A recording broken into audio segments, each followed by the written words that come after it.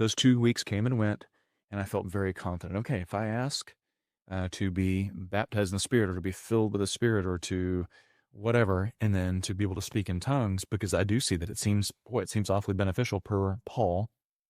And if that's a real thing, then I sure as heck want it. And I'm confident I'm not asking for some sort of demonic anything. Well, even in that 2 weeks, though, there are people all around me that are interacting with my friend Mark that is new there, and that they're like, "Oh yeah, that sounds good. I'd like that." And so he's praying for them. They're being slain in the Spirit, like on the beach, Hmm. on the Lake Palestine beach, and when they wake up, they're speaking in tongues. And I'm like, okay, a little weird for me, Yeah, yeah. but also, whoa, because I didn't.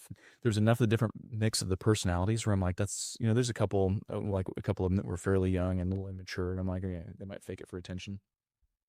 But then some that Like I've seen hypnotists before. but some that I knew pretty well. I'm like, Yeah. he's an accountant. Right. He's an engineer. Yeah. They're not that kind of squishy personality or whatever that would be just desperate for attention or whatever.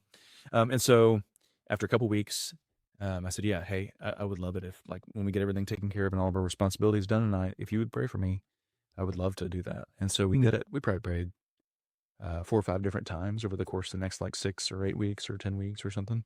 And I never did receive tongues to my knowledge. Hmm. And so then I go back to my senior year at A&M, and we had Tuesday night breakaway. It was like a big post 9/11. We had like 5,000 kids or something like that that would go on Tuesday nights to Reed Arena, the basketball stadium. And it was pretty awesome. The worship was great. And I remember stadium seating, of course, in the arena. So I'm standing there. And when I went back from that summer where I'd encountered him so much, I would be standing there and looking around, and the Lord would highlight people and tell me what to pray for. Pray for him for this and this and this. Pray for her for this and this and this. Pray for him for this. Pray for her for this. Pray for him for this.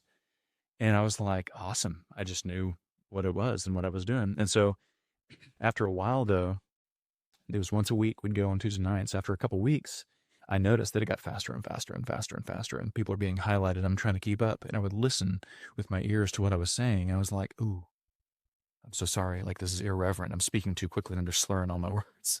I was like, I'm so sorry. Let's slow down.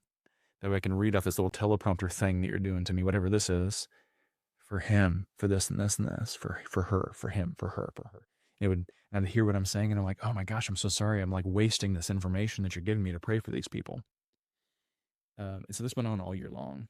And so then I finished my senior year. Hold on. So you think that was your So the thought process to actually slow down? Do you think that was divine or that was your own? Yeah. I think it was my lack of comfort, not knowing what was going on.